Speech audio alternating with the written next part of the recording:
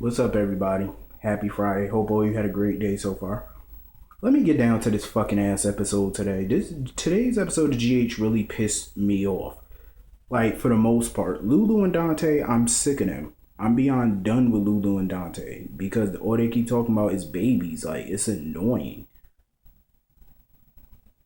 For the simple fact, Lulu and Dante already have a baby. Why are they worried about having another one so soon? They just got this baby. Why have another one? The baby that they have isn't even a year old yet. And y'all talking about having another one? I'm pretty sure Dante can't afford this baby. There's no way he can afford two kids.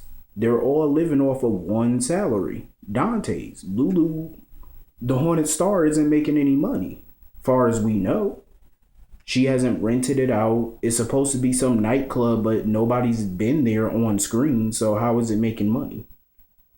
They need a bigger apartment because that apartment is not going to be big enough for for Rocco, Lulu, Dante, and a new baby. It's not going to be big enough. What about, they have to buy Pampers, they have to buy formula, baby food, they have to buy diapers. Well, I already said Pampers, but they gotta buy baby toys, all of that shit. That shit ain't cheap. That shit is expensive. Kids are expensive. Hell, one child is expensive, let alone two. All of that on a detective salary? I think not. And you already know Dante's not gonna take any money from Sonny. They're not gonna take any money from Tracy. They're not gonna take any handouts. So how are they gonna do this financially? From a financial standpoint, I don't see it. And I think it's too soon to be talking about another baby.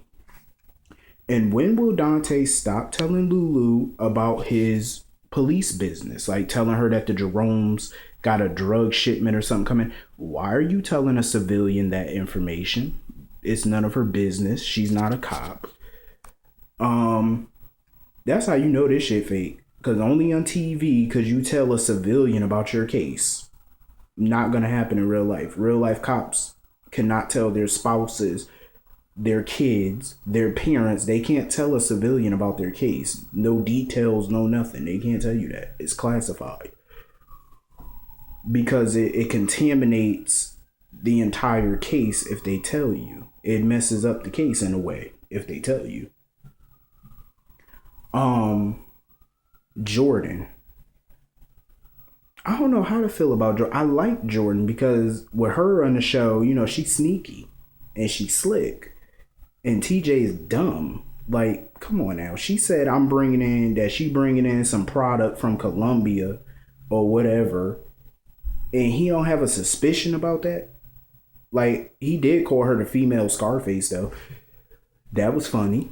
But boy, open your eyes. Come on. And she came up with a lame excuse. Vases, high-end vases from Colombia. Bitch, who you fooling? Come on now. I wouldn't have bought that story if you was Harry Belafonte. Like, seriously? Vases. That story sounded stupid as shit. She could have came up with a better lie than that. Why not say some paintings or something? Hell, you're in an art gallery. Art comes from all over the world, so why not just say art? Hello. Stupid. But I do like Jordan, though, to a certain extent. Alexis, the epitome of stupidity. Why can't she just accept Julian for who he is? But I did get the vibe long before Alexis brought this up. I did get the vibe that Julian really wasn't into this mob shit like that. I did get that vibe. Like once he really, found out he had a son, a daughter, a grandson, he kind of pulled back from mob life a little bit. He wasn't as worried about it as when he first popped back up on the show. So, but I think Alexis, like, she needs to accept him for who he is. Like, but obviously I think he's really doing this because it's not all because of what Alexis said. It's really what he's been feeling for a while now. And I think he has been feeling like the mob life isn't for him for a while. Some people just haven't noticed it because he hasn't really said anything until Alexis brought it up. But Alexis is dumber than dumb. Why would you insist that Rick Lansing is the backer of the Jerome organization? Why would you think that? From a financial point, it makes no sense. Personally, it makes sense, but from a financial point, it don't make sense. Because how the hell is Rick gonna bankroll an entire mob organization? Rick has money, but he ain't got mob money. Like, he don't have money like that. And Rick did tell Alexis that he's no longer representing criminals. Like, he's no longer representing mobsters and murderers. He's no longer doing that. You know what I'm saying? His practice is above board now because, you know, he's trying to get Elizabeth back. I don't understand why he wants Elizabeth, but that's your prerogative. Speaking of dumb Lizzie, I don't understand Elizabeth. I have not understand Elizabeth. I haven't understood Elizabeth for quite some time. Last year, correct me if I'm wrong, last year she had a choice between AJ and Nicholas. Who did she choose? AJ. She made a conscious decision to be with AJ. Her relationship with AJ blew up in her face. As soon as Nicholas moved on with Britt, she started having feelings for Nick again. She wanted him back. Okay. Now that Nick and Britt have broken up, all of a sudden she don't want him back. Now she wants Rick. Like, make up your mind. She really sounds like a schizophrenic. Make up your mind. And now that Nicholas wants her again, now she don't want him back again. She chose another guy over him again. Nicholas, you're an idiot because here she is choosing another dude over you for the second time in a year, and you're still vying for her attention. Like, move the fuck on. You look pathetic. Seriously, he looks very pathetic because she chose AJ over you a year ago. Now she's choosing Rick over you now. And this is the woman that you want to be with? Nicholas, give it up. You have too much money to be doing this dumb shit. Like, seriously. Why would you want to be with a schizophrenic person? Obviously, she has DID her damn self. The bitch is crazy. She's ping-ponging from 1 minute she wants you, next minute she don't. The bitch is schizo. She needs to see Kevin Collins for therapy, ASAP. And I'm sure Rick will pay the bill.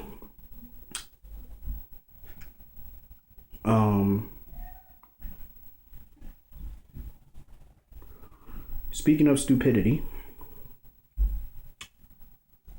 Sonny has come up with this, what he thinks is this brilliant idea to hand over the evidence of the shipment, the drug shipment, to Anna Devane for the bust. Okay, and now Sean and Duke are arguing about this. First of all, let me get into Duke's ass real quick because he's so dumb. Like, why don't he let this feud between him and Julian go? Julian's not even worried about Duke. Julian's not even worried about Anna. And he keeps saying that he's trying to protect his family from Julian. Julian hasn't even made a move against your family since he's been back in town. So obviously, this isn't about him attempting to come after you. Obviously, this is about you settling an old grudge, which you need to let go. Because Julian don't even really want to be in the mob. I can understand Sean wanting to protect Jordan and stuff like that, but he might want to think twice about crossing Sonny, because, you know, Sonny is very fragile. And Sean is not Jason Morgan, meaning that if you cross Sonny, Sean will get killed. See, now, if Jason were to cross Sonny in some way, Sonny wouldn't kill Jason. It wouldn't be that easy for him. Because he would have some type of guilt and remorse over it. See, Sean, I think he could easily kill Sean without having any guilt. So, Sean, you might want to chillax. Luke and Julian, I like their scenes. Like, Julian just basically told Luke, I'm done. I don't want nothing to do with your organization. And I kind of figured that Luke wouldn't let him out so easily. Of course not. This is the mob. You never get out easy. What I found funny was that Luke said that with the money that they make, Julian, his family, and Alexis can financially benefit. Which sounds stupid to me because, for one, Sam has money. Sam has plenty of money from Jason and her own money. Two, Alexis has Cassadine money. She's a shareholder of Cassadine Industries, so she has plenty of cash. Lucas is a doctor. He has plenty of money, so they don't need Julian's money at all. And Julian basically threatened Luke back. He told him that he can, give up his identity in a quickness. But, Luke basically will go after Alexis and his family. And he already proved that today when he popped up at Alexis's house and he called her Natasha. Luke is a sick bastard. Well, excuse me, not Luke, Fluke. That's what I call him, Fluke, because he's a fake. Obviously, he got to be Bill Eckert, obviously. I think he is. I actually think Anthony Gary likes playing this character. I think he likes playing a dark, demented person, obviously. But I'm ready for the real Luke to come back now. It's time for the real Luke to come back, drinking and cursing and raising hell and smoking cigars and calling everybody by nicknames. Did you not see the look on his face when Tracy called him? He said, damn. He is so sick of Tracy. And he said that he hopes something, because Julian brought up, he was like, you know how many men would love to be married to Tracy Quartermain? He said, well, let one of them marry the bitch. That's funny, but it's true. I mean, Tracy ain't no prize. The only prize she is her bank account, and that's about it. I think that's everything that happened today. Anyway, I'll see you on Monday. Have a great weekend. See you on Monday.